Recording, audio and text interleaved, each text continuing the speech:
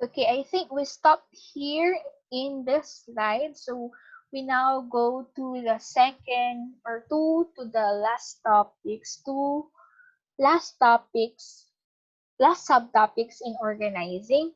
So basically, these are the traditional organizational design options. Okay, number one is simple structure.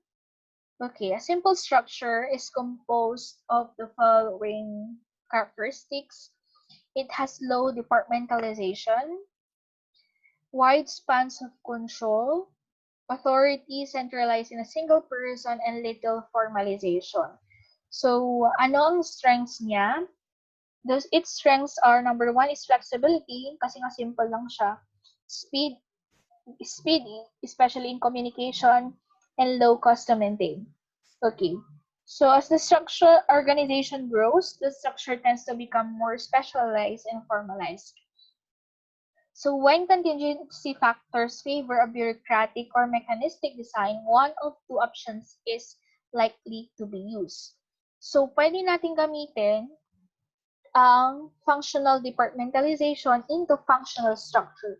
So we group jobs according to functions, which is an organization if is the organizational design that group similar or related occupational specialties. So pwedeng operations, finance, HR, product research, development, R&D, ganyan. Okay. But another option is the divisional structure, which is an organizational structure made up of autonomous self-contained units. So ito pala yun, yung strengths and weaknesses niya. You can read it. Okay. So, but then, aside from the traditional, ibig sabihin this or the most common or oldest structure, we have also different organizational designs na ngayon pwede mo na siyang gamitin. Okay, and usually, these are most flexible, more flexible, especially with the current dynamic environment that we have. Okay, so of course, many of today's organizations are finding that the traditional hierarchical organizations design aren't appropriate for the increasingly dynamic and complex environment we face. So, pwede nilang gamitin ang mga sumusunod. Number one is team structure. So, one of the newer common or concepts in organizational structure is an organizational structure made up of work groups or teams that perform the organization's work. Ito madalas kong nakikita na per team talaga or ito team A or team B ganyan. They work on teams. And it's possible, pero hindi siya yung usually na nakalagay na formalized na ito department. Teams ang tawag sa kanila and they are more flexible. Usually, teams have hindi lang isang leader nila. Pwedeng lahat sila leader. Okay. Next is a matrix and project structure. Another variation in organizational arrangement is based on the fact that many of today's organizations will deal with work activities of different time requirements and magnitude. One of this arrangement is the matrix organization, which assigns specialization from different functional departments to work on one or more projects being led by project managers. Okay. So, um, matrix participants have two managers, ganyan. Ito yung pagkaibahan niya. But we can also have the project structure, which is structure in which employees are permanently assigned to projects. Usually sa mga projects na ginagawa, I think sa mga construction, ganyan, or kahit sa mga public works and highways, puro project yung mga project structure sila. Project-based, ganyan. So, as we can see here, we can also use boundaryless or learning organization. This one learning organization, I can find it in our book now.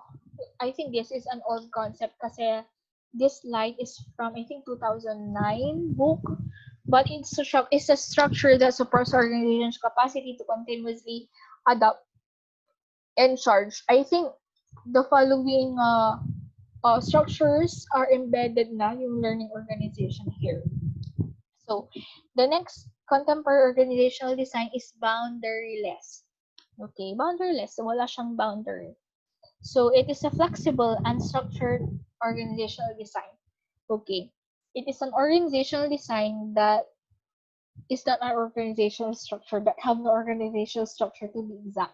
Wala siyang hierarchy. It's not a hierarchy. Nakuling. Okay. So it is a flexible, unstructured organizational design that is intended to break down external barriers between the organization, its customers, and suppliers. So its design is not defined by or limited to horizontal, vertical, external, imposed by a predefined structure. It can change anytime. It's the most flexible one. Okay. So in boundaryless organization, it can be a virtual organization. So it's an organization that consists of a small core of full-time employees and that temporarily hires specialties to work on opportunities that arise. Okay, can you give some examples of virtual organization? Usually these are yung call centers. Okay, kasi parang itong call center na 'to parang it made up ang full-time nila 10 pero meron silang mga hina-hire na sa bahay lang sila, ganyan. Makikita niyo later yung sa telecommuting. Okay, task force or ad hoc committee, a temporary committee or team formed to tackle a specific short-term problem affecting several departments. Usually din, ano siya, ad hoc is for this or for this project only, parang ganyan. I think na-encounter ko yung word na ad hoc. You can search in your Google or sa dictionary meron ad hoc. Is, kunyari sa isang organization, I belong or I am a member of UP Civil Society, if you have heard it or if you have joined Padunungan during your high school years or elementary years. Meron ka, syempre sa isang organization, may president, vice president, secretary.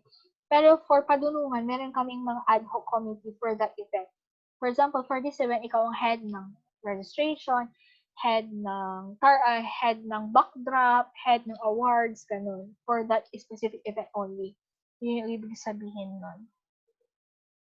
Okay, we have also, syempre, sabi nga dito, the very term of organizing here is called about flexibility. Okay. Kasi it's pandemic, may COVID-19, ganyan. Different organizations have different options talaga para for them to continue working. Although, syempre, may mga nag-lay off, may mga natanggal na trabaho, ganyan. But, as you can see, there are options that people can still do their jobs assigned to them. So, ito yung mga yon. First is telecommuting. It is our arrangement in which employees work at home and are linked to the workplace by computer. Just like this one, I am working from home, work from home. Telecommuting ang tawag dito. Okay? So, later on, please identify alin kaya na design options, whether traditional, contemporary, ang very appropriate for COVID-19 pandemic. Okay? So, comment down below again. Yan. So, next is a compressed work week. Alin dito, isa lang, pili lang kayo isa. Compressed work week is one which employees work longer hours per day but fewer days per week. Okay. Government employees or private institutions work 40 hours per week, right? 8 times 5, ganyan. But minsan, meron tayong tinatawag na compressed work week, wherein mag-work ka ng Monday to Thursday for 10 hours. Kunyari, mga 8 to 6, ganyan. And then, Friday off mo, 4 days for 8 yun. Okay, pwede rin namang flex time. Scheduling system in which employees are required to work a specific number of hours a week but are free to vary those hours with certain limits. Okay, ito naman yung flex time or flexible working hours, yung tawag doon class, is usually, na-try ko na rin to. Okay, ang flexible working hours or flexi time is pwede kang, basta 8 hours per day, pwede kang mag-work from 7 to 4, or 8 to 5, or 9 to 6. Usually, pag pinipili mo yung 9 to 6, it's because late kang nagigising, ayaw mong malate, ganyan. Imbis na mabawasan yung pay mo kasi late ka, pwede ka na lang mag 9 to 6. Okay? So, depende rin sa rules ng inyong organization. Okay. Job share is when two or more people split a full-time job. I haven't tried this, but siguro pati yung salary siguro nila, no? Hati din. Okay. So, next, and the last one is yung tinatawag nating contingent workers. These are temporary freelance or contract workers whose employment is contingent on demand for their services. Okay, the perfect example here, class, is, as you can see, itong mga to, it's actually HR concepts. Pero, syempre, sinama natin sila dito for easy reference. Ang perfect example natin ng contingent workers ay yung sa mga SM. Okay, if you can notice, or SM or mall, CSI, ganyan.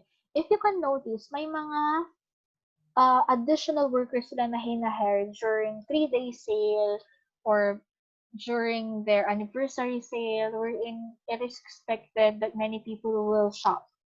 Contingent workers yung mga yon. And usually, during holidays lang sila hinahire. Okay, yun. So, contingent workers, yung sabihin, kumbaga, situational workers lang na if they need a service, then go sila. Wala silang or wala silang permanent na job. I think that ends my discussion. But before I end this video, let me recognize the top scorers for quiz number 3.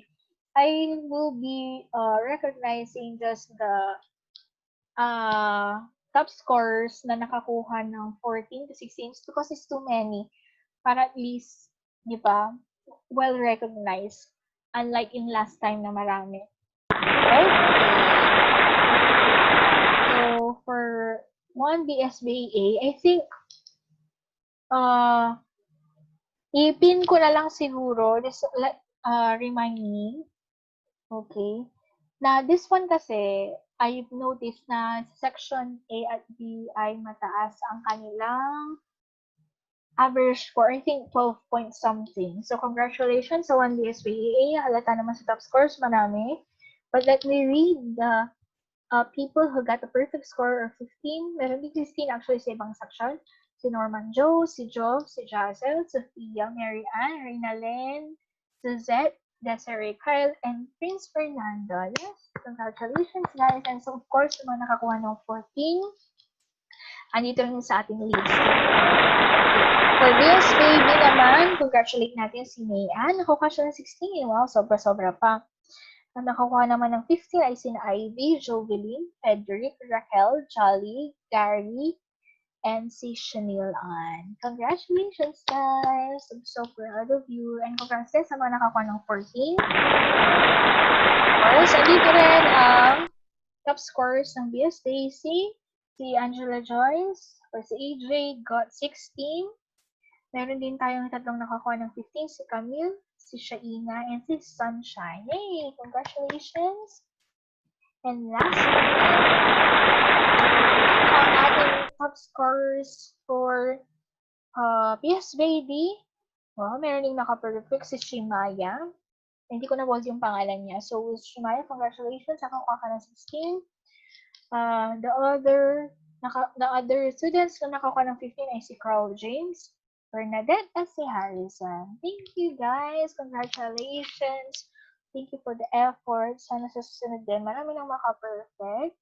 Okay, and of course, these grades do not define you. These scores do not define you. But actually, if you are doing your best, if you are honest, you're working on your own, you are good enough. Promise. Ayan, I'm so proud of you all. Thank you for holding on. Just keep it up, even though syempre nahihirapan tayo sa online class. Please help each other and let us not let our classmates be left behind. So if they need help, just give them help, offer help to them, please. Ayan, dahil nagustuhan nyo, inulit ko ulit itong slide na to while I'm having my outro. And thank you guys. So this is the coverage or the 3 videos to have. So if you haven't watched the first 2 videos, please watch them because this will be coverage of your quiz number 4. And hopefully is mas marami nang maka-perfect kanyan or 14. yung score. Okay? Thank you guys from Park Gugong and Park Sujun. Sino ba? Si Lee Min Ho, ganyan. Yes, Kawaii.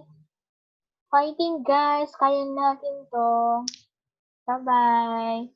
Relax muna kayo. Happy weekend.